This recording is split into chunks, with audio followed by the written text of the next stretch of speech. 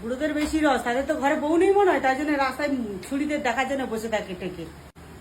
মনে করে যে সালোয়ার কামিজ পরে না তার তো পেট দেখা যাবে, পিঠ দেখা যাবে। অনেক মানুষ কাপড় এমন ভাবে পরে পুরো এটা এগুলো সব দেখা যায়, সেগুলোর দিকে এমন ভাবে তাকায় না তোমার দেখলে মাথা গরম হয়ে যায়।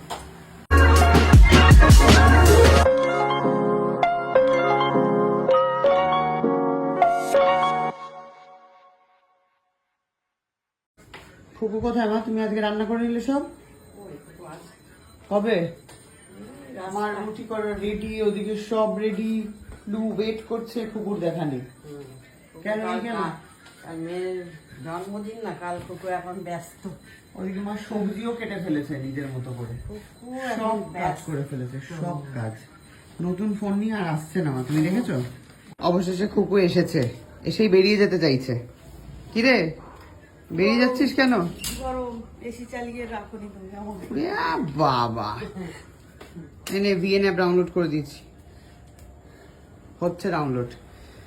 বলছি যে কিরে আজকে যাবি নাকি রাত্রে কোথায়? আন্দোলনে? না আমার কাজ আছে, সেই জন্য তুই যাবি না? না।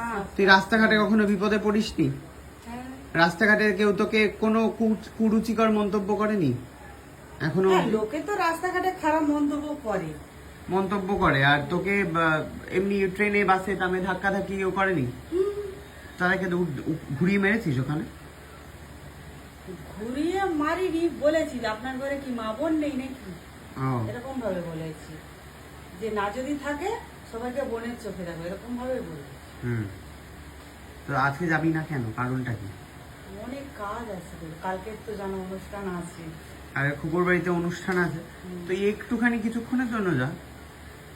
কখন যাবে তোমরা? আমরা 11টায় যাবো। আমরা 11টায় আসবো।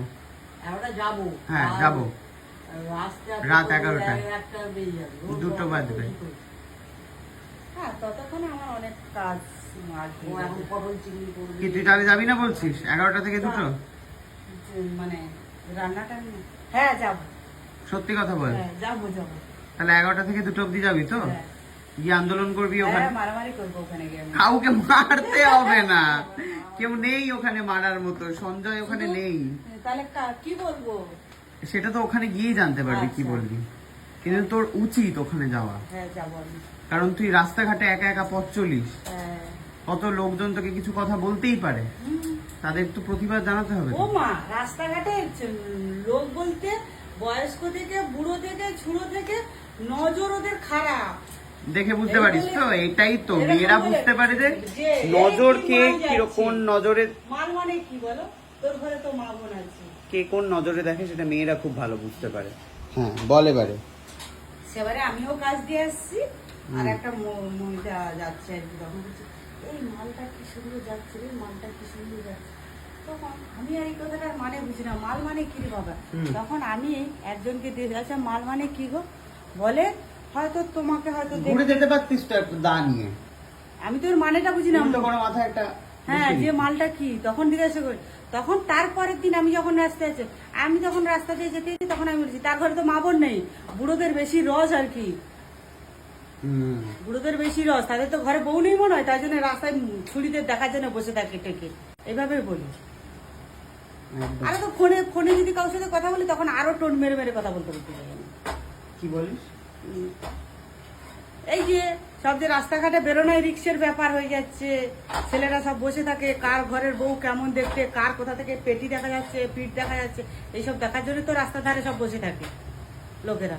এক্স্যাক্টলি, আমারও তাই মনে হয়। মানে চায়ের দোকানে এত ভিড়, তাদের কি কোনো কাজ নেই, সারাদিন একটা চা নিয়ে বসে থাকে। হ্যাঁ মানুষ দেখো, হয়তো কোনো মানুষ কাপড়টা এইভাবে পরলো, কার হয়তো এই যে গরম লাগতেই পারে।